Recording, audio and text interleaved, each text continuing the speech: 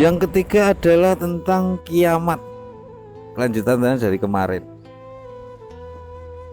Apa arti kiamat? Kiam itu artinya bangkit. Kiamat itu artinya kebangkitan. Jadi kadang orang itu salah kaprah, kiamat itu menggambarkan tentang kehancuran, hancur-hancuran semuanya. Diibaratkan gunung-gunung di bumi itu semua dihancurkan.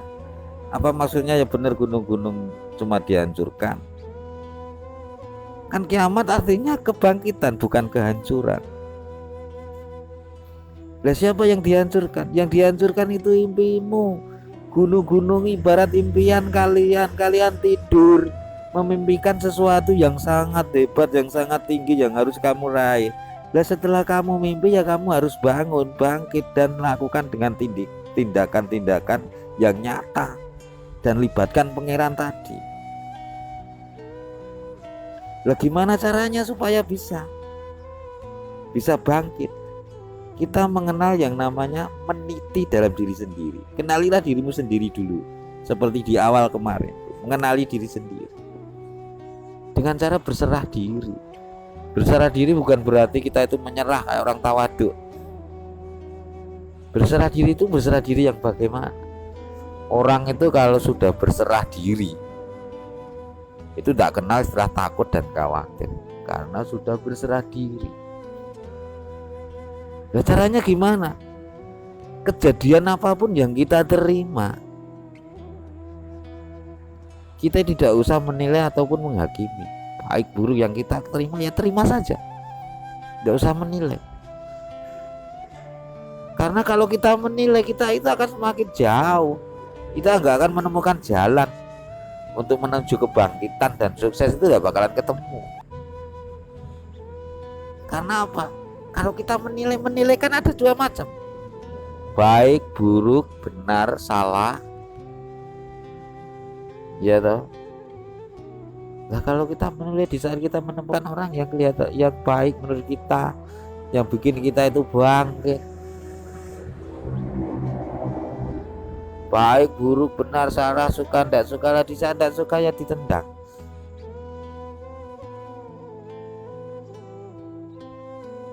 Nah kalau sudah gini kan tidak bakalan ketemu jalannya.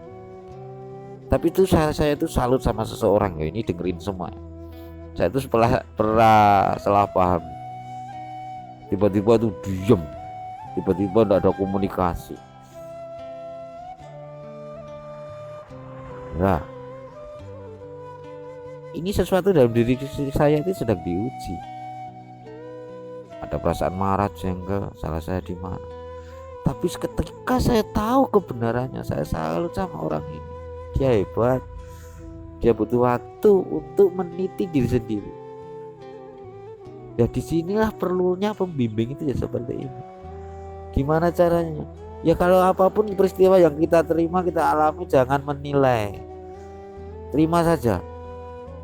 Ya disitulah kamu akan menemukan bahagia. Kalau enggak, yang enggak bakalan menemukan bahagia, enggak bakalan menemukan jalan menuju sukses, enggak bakalan menemukan jalan untuk mencapai puncak pencapaian yang berkah.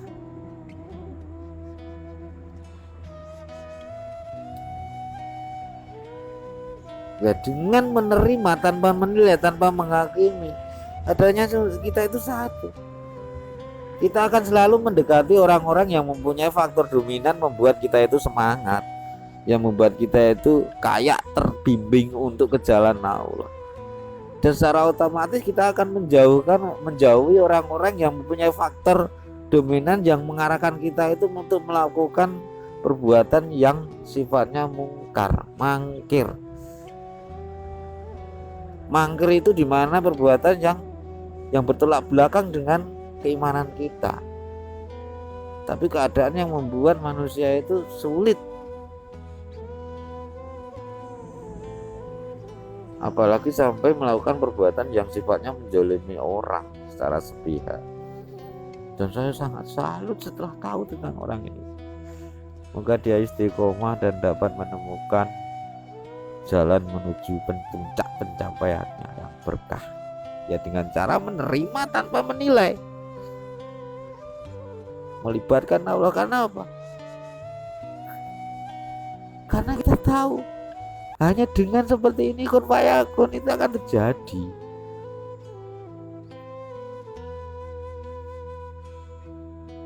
Otomatis kita mengenali bahwa diri kita itu sebenarnya itu makhluk dari akhirat sana. Akhirat itu apa toh? Akhirat itu terminal terakhir, juga sekaligus terminal awal. Roh kita itu dari sana, dikemas sedemikian rupa dalam ciptaan Allah yang namanya manusia. Maka ketika Allah itu mengembuskan roh kita ke raga kita, maka sifat-sifat Allah itu ikut dalam diri kita. Sedangkan sifat Allah itu identik dengan 99 Asmaul Husna, ya Rahman, ya Rahim sampai akhir, itu ada dalam diri kita. Tidak usah pergi keluar sana, semua ada dalam diri kita. Otomatis harta, derajat, pangkat itu semua ada dalam diri kita. Kita hanya menemukan kuncinya tadi.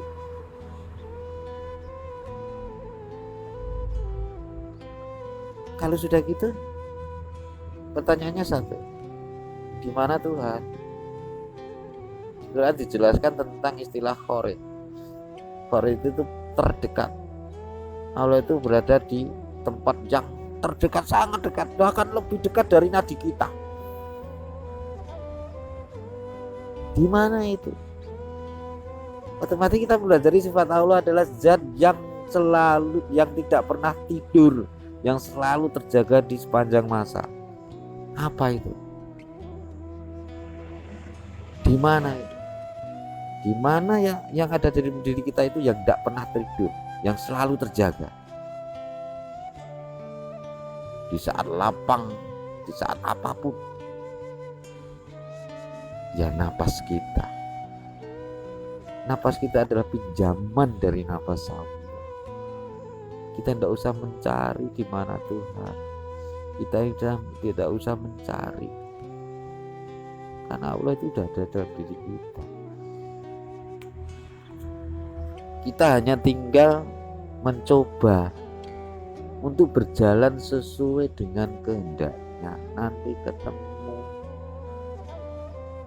dengan cara tadi, membiarkan segala sesuatu yang kita alami tanpa menilai. Oh, kok saya itu mengalami hal seperti itu? Tidak usah. Jalani saja. Jalani saja peranmu, ikuti arus yang ada, yang berkah, yang sesuai jalan Allah. Enak, nanti ketemu cepet. Tidak usah nunggu tahun, bulan, ada udah mencapai puncak nanti. Karena apa? Karena mensifati ini orang kan merasa tidak mungkin sendiri. Selalu melibatkan orang-orang yang mempunyai faktor dominan yang arahnya ke agama. Dan niaga itu bagian dari ibadah. Enak kan?